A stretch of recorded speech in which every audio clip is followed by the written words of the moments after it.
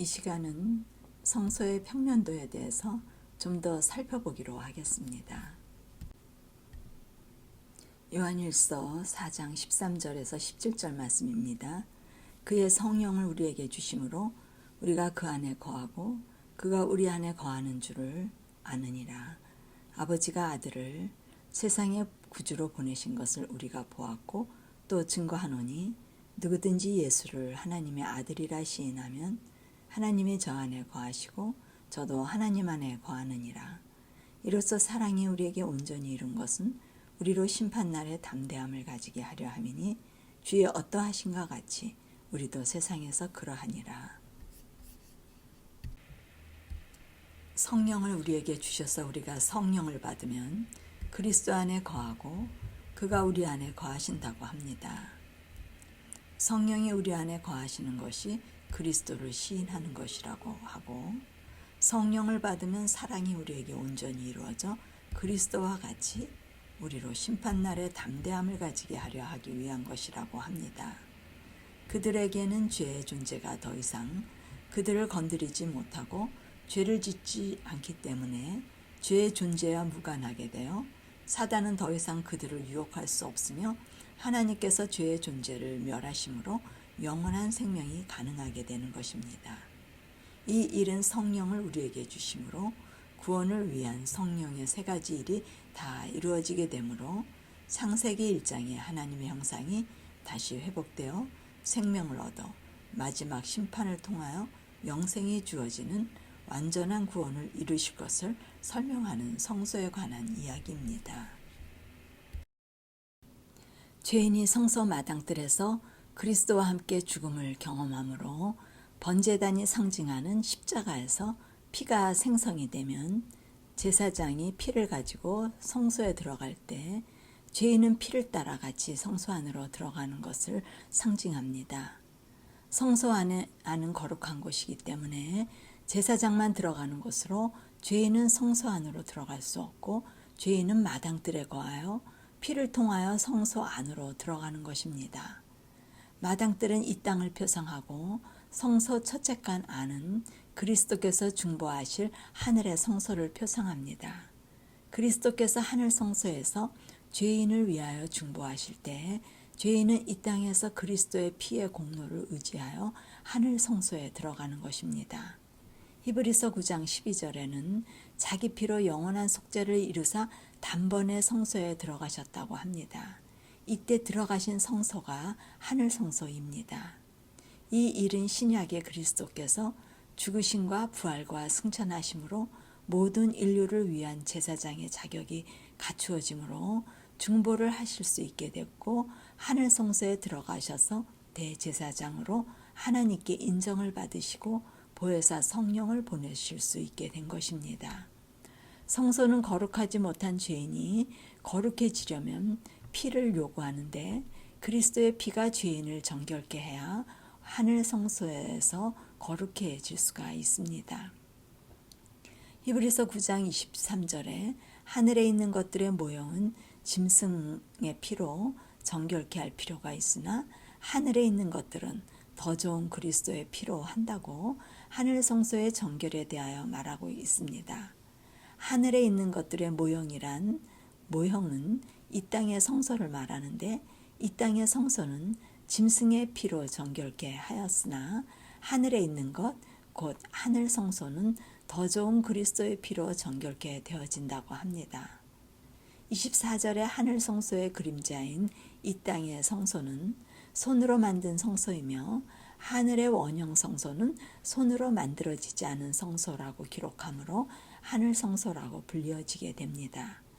어떤 분들은 하늘에 무슨 죄가 있어 성소가 필요하냐며 반문하시는 분도 있으신데 우리의 죄가 끝날 때까지는 성소는 존재해야 합니다.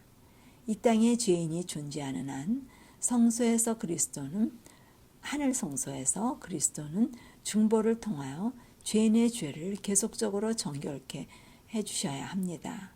그리스도의 피공로를 힘입어 구원받는다는 것은 성령을 주셔서 그리스도 의가 우리 안에 거할 수 있게 하여 우리가 그리스도를 따라 하늘 성소에 들어가는 것입니다.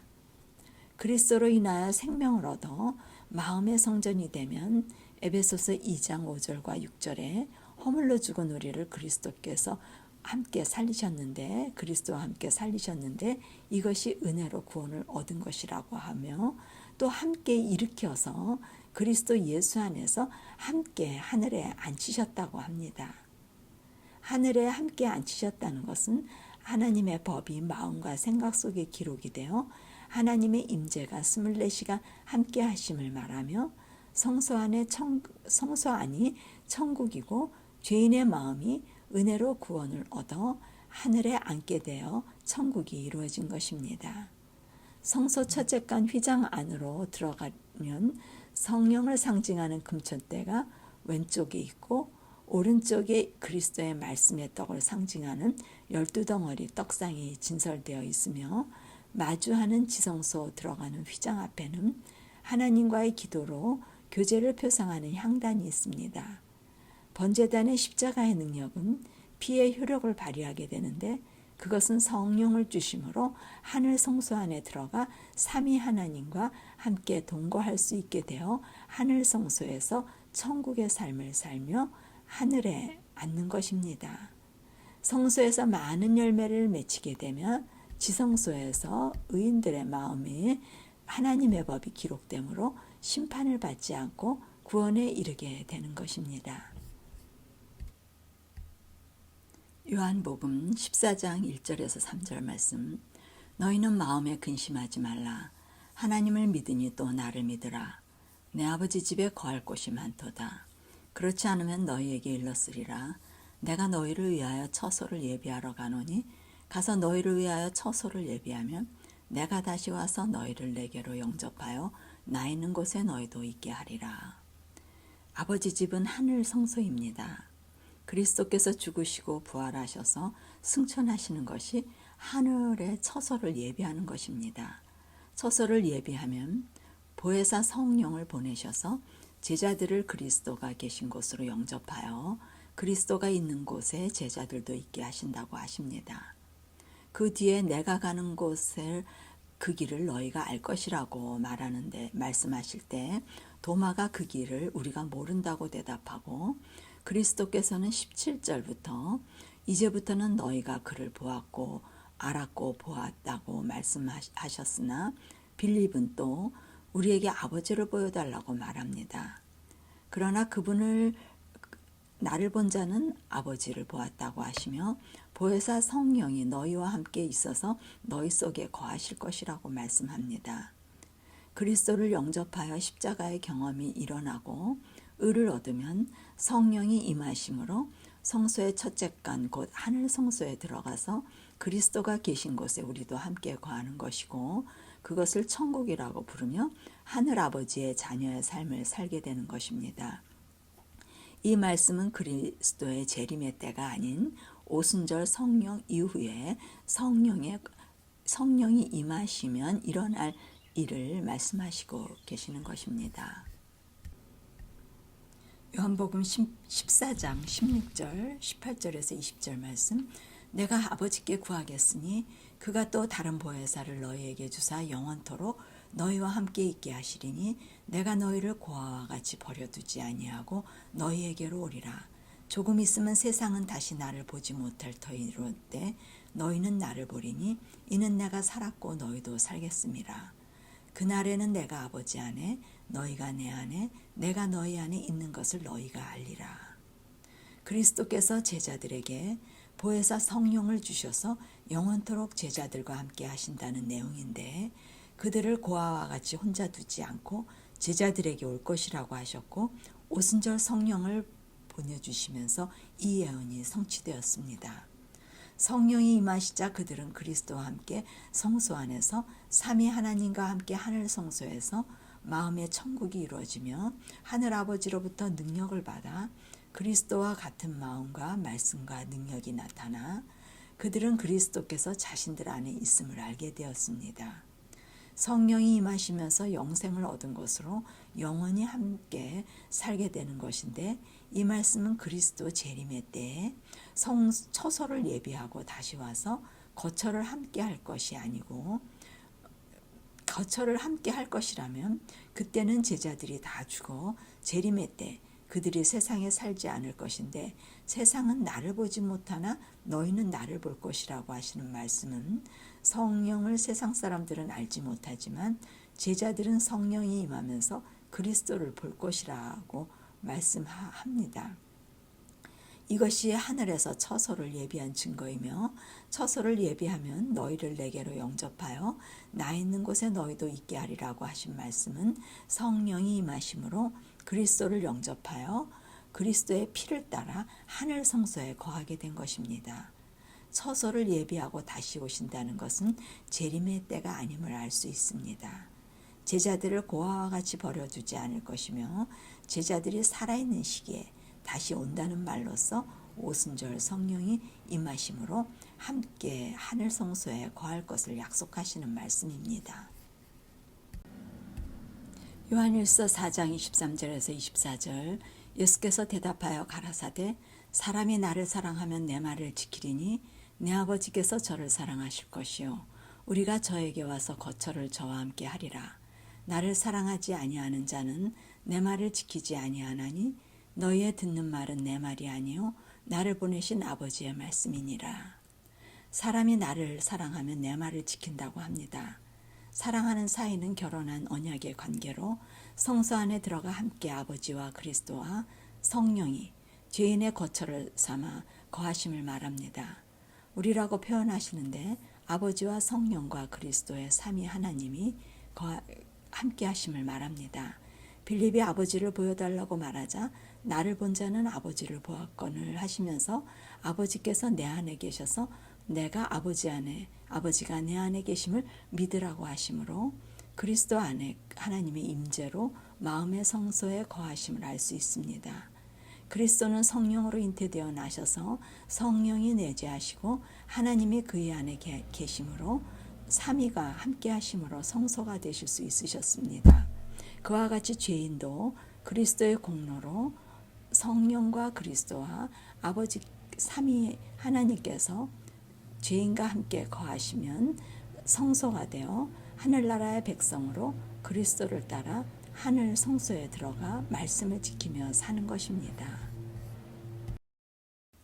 성소에서도 성령의 세 단계를 말해줍니다.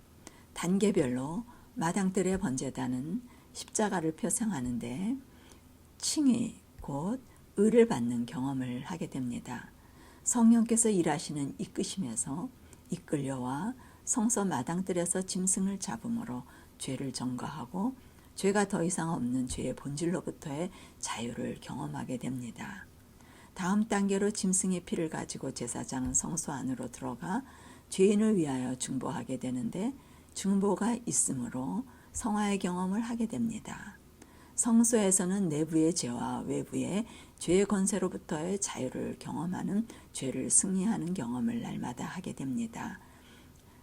다음 단계의 지성소 부분입니다. 지성소에서는 법궤가 있는데 법궤 안에는 십계명이 있습니다. 지성소는 영화 부분으로 죄의 존재로부터의 자유를 경험하게 되어 영생에 이르게 되는 것입니다.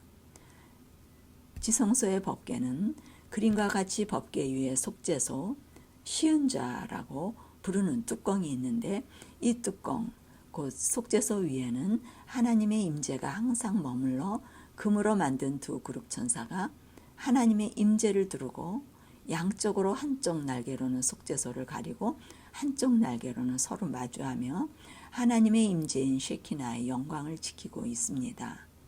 창세기 에덴 동산 동편의 그룹들과 두루 도는 화영검 이야기가 나오는데 화영검이라는 것이 하나님의 영광의 빛을 상징하며 그룹 천사와 하나님의 임재를 표현하는 것으로서 에덴 동편 입구에서 죄인을 만나시기 위해서 죄인을 기다리시고 계시는 하나님의 임재의 사랑을 볼 수 있습니다. 법 위에 하나님이 왕으로 보좌에 앉아 계시고 보좌 아래 법이 있어서 나라가 이루어지는 것을 말합니다. 법궤는 말 그대로 법을 담고 있는 궤로서 궤라는 것은 방주라는 의미 ark입니다. ark은 노아의 방주로 방주가 바로 법궤입니다. 법궤 안으로 들어가는 것입니다. 노아의 식구들이 언약 안으로 들어가서 보호를 받게 되는 것입니다. 법은 말씀으로 그리스도 안에 거하는 것이고, 계시록에 구원받은 사람들이 있는데 하나님의 계명을 지키고 예수 믿음을 가진 자들이라고 하는 말씀은 그들이 법이 마음에 기록이 되어 그리스도 안에 거하는 사람들로서 법궤 안에 들어간 사람들이라는 의미입니다. 법궤 안에 계약서인 십계명이 있어서 또한 언약궤라고 부르기도 합니다. 이 법궤 안에는 나중에 쌍난 지팡이와 만나가 담기게 되고, 이 지성소는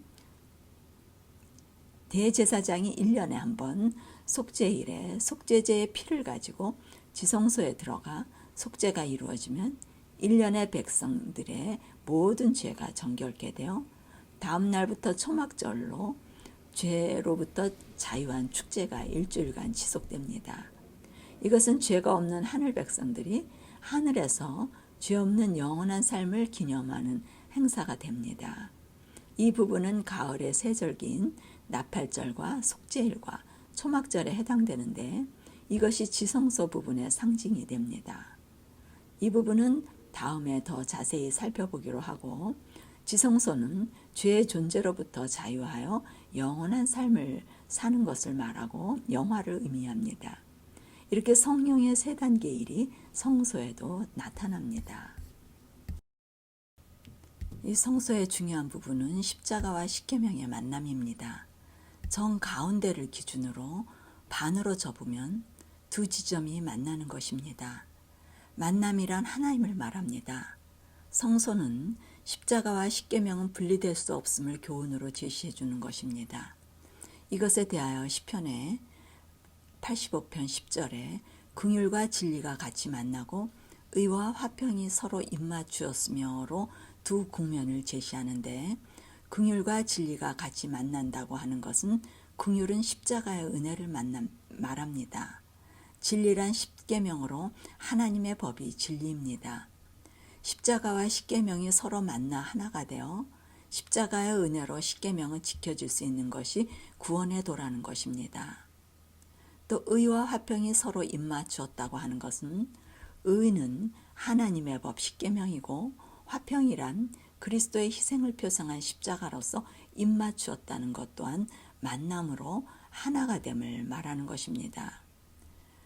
성소를 통하여 구원의 도를 시편 기자는 말하고 있는 것입니다. 시편 89편 14절에는 의와 공의가 주의 보좌의 기초라 인자함과 진실함이 주를 앞서 행하나이다 라고 하는 말씀이 있습니다.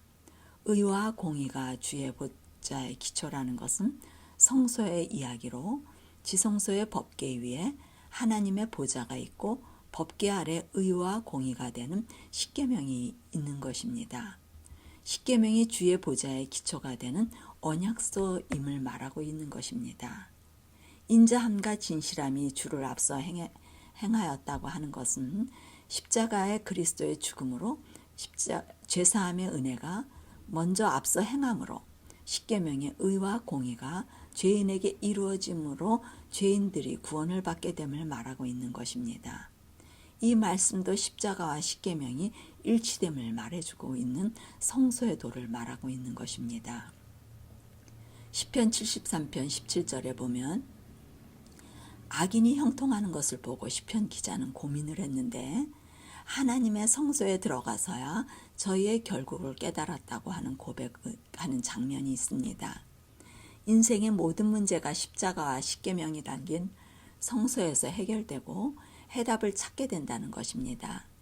그것의 의미는 세상은 공평하지 못하다는 이야기를 듣게 되는데, 믿지 않아도 잘 되는 집안이 있고 믿어도 잘 안 되는 집안이 있는데, 이러한 일들이 잘 이해가 안 되는 부분입니다.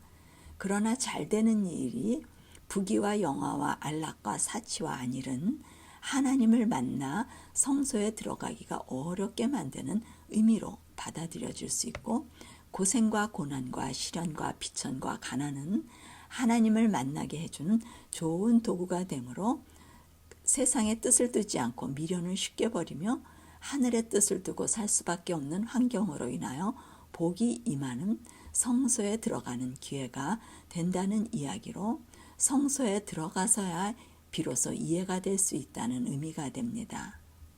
성소에 들어가서 인생에 경험하는 모든 어려움과 시련과 고통의 이유를 알게 되는 것입니다. 시편 119편에는 고난이 유익이라 내가 주의 율례를 배우게 되었다는 고백을 하게 되는 일이 그 이치와 같습니다. 고난이 유익으로 고난이 없었다면 그리스도께 굴복되는 경험이 없었을 터이고 고난으로 하나님의 법을 알게 되어 성소 안으로 들어갔다는 이야기입니다. 성소라는 것은 완전한 쉼이 이르러 옴을 말하므로 우리 인생에 쉼이 없는데 재정적으로 불안하고 자녀 문제로 불안하고 건강 문제로 불안하고 여러 가지 불안한 요소가 쉼을 가져다 주지 못합니다.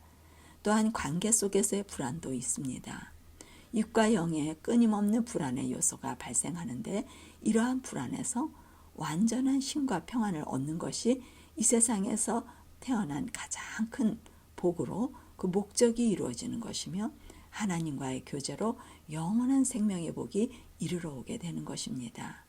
이렇게 성소는 십자가와 십계명의 신비로 구원이 이루어지면 인생의 모든 문제를 해결하는 열쇠가 되고 영적 통찰력을 주는 능력이 되며 신의 품성이 이루어지는 놀라운 하늘의 지혜를 얻는 하늘의 일이 이루어지는 비밀을 가르쳐 주는 것입니다. 사람의 계명과 하나님의 계명이 있습니다.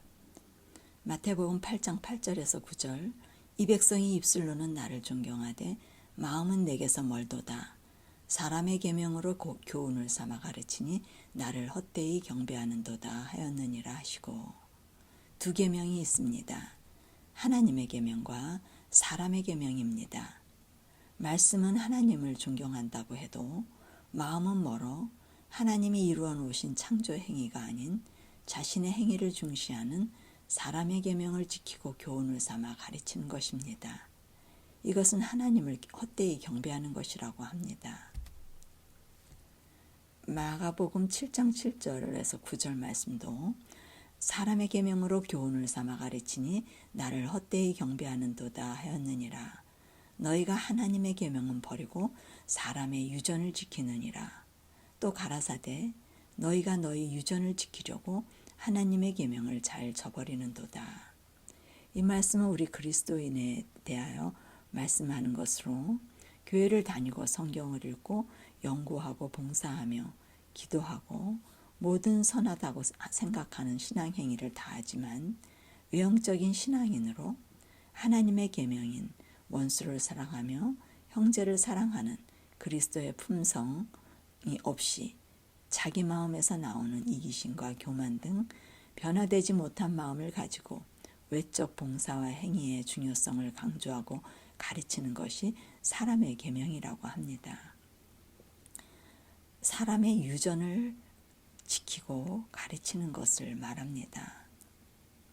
모든 악한 것이 사람의 마음에서 나오는 것으로 이기심의 마음을 가지고 하나님의 계명을 지킬 수 없다고 말하시고 내부의 품성의 변화에 대한 가르침을 소홀히 하고 외부의 선한 일, 유전적인 예배와 성경의 가르침의 열성을 갖고 외부의 행위를 강조하는 그것으로 신앙을 잘하는 증거로 삼도록 가르치는 것, 그것이 사람의 계명인 것을 말씀하고 있는 것입니다.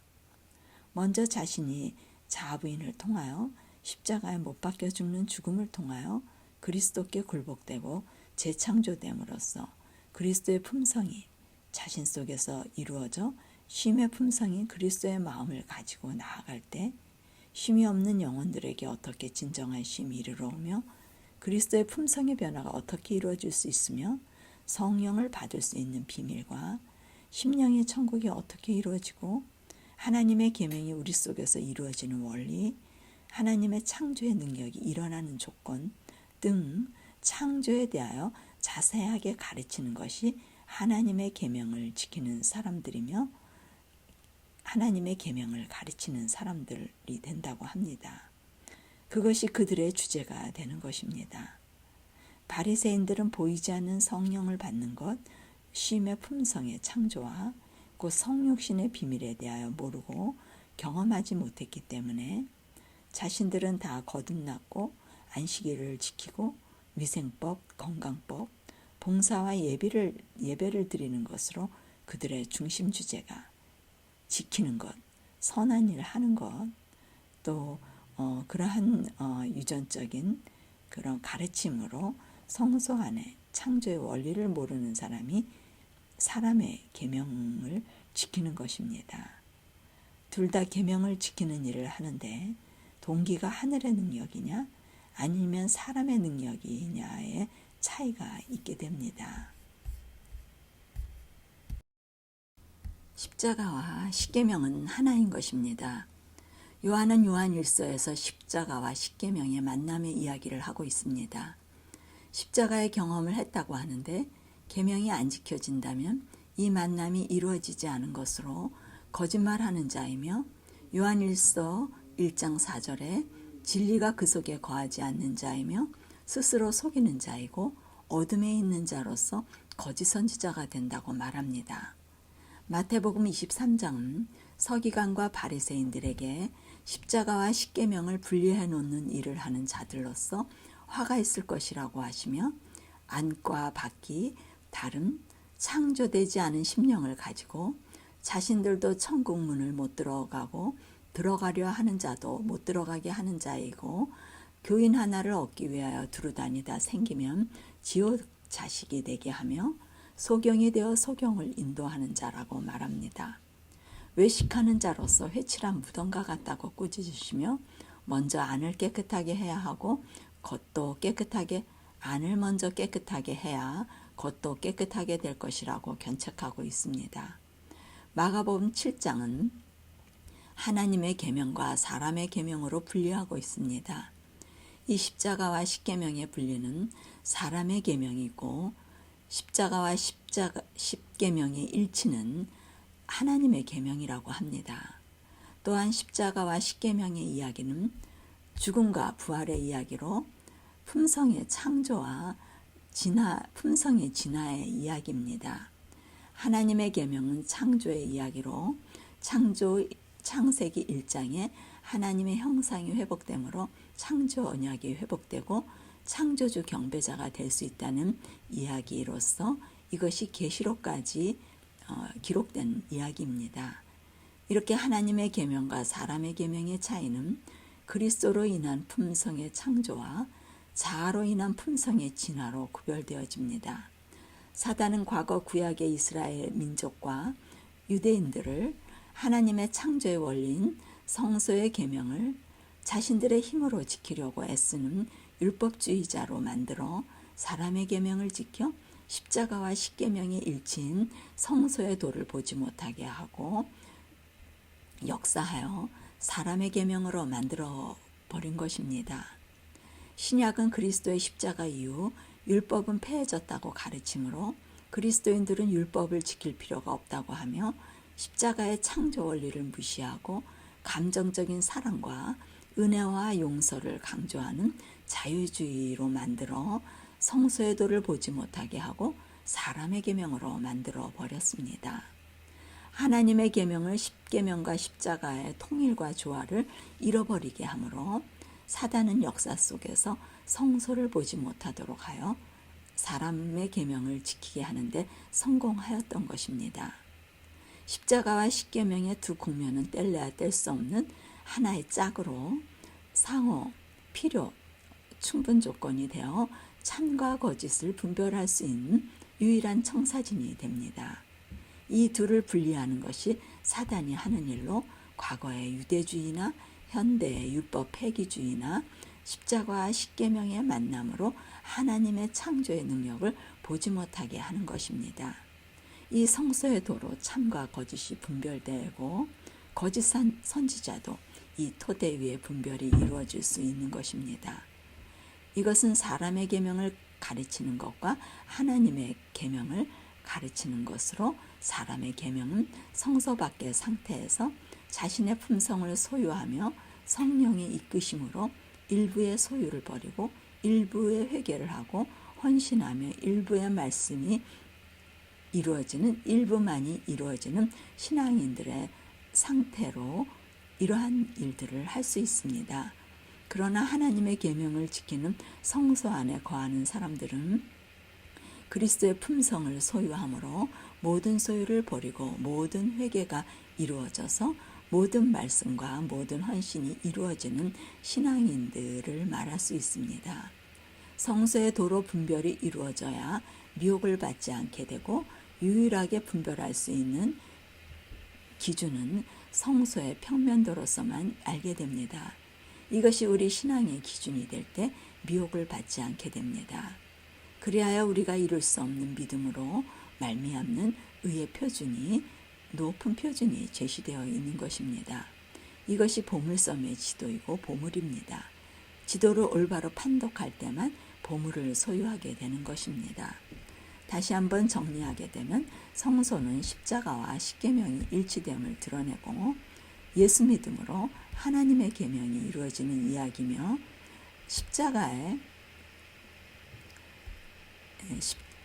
십자가는 창조가 이루어지므로 창조의 법이 지켜지는 이야기고, 십자가에서 하나님의 형상이 이루어지므로 창조주 경배자가 되어지는 것이며, 성소는 품성의 창조와 진화가 구분되어지고 하나님의 계명과 사람의 계명이 분리가 되어지며 참과 거짓을 분별하는 기준이 되는 이야기입니다. 이 시간 성소의 평면도를 통하여 성령이 하시는 세 가지의 일을 살펴보았고, 성소의 평면도의 핵심인 십자가와 십계명의 만남의 원리와 그것으로 하나님의 계명과 사람의 계명의 차이를 살펴보았습니다. 이 성소의 평면도가 여러분의 머릿속에 그려져 성령의 지혜가 항상 영을 분별할 수 있도록 도와주시기를 바라고, 모두 하나님의 계명이 이루어지는 성소 안에 거하시는 경험을 하셔서 십자가와 십계명이 일치하는 지점에 모두 도달하시는 여러분들이 되시기를 바라고, 이 복음을 전하시는 여러분들이 모두 되시기를 바라고 말씀을 마치겠습니다.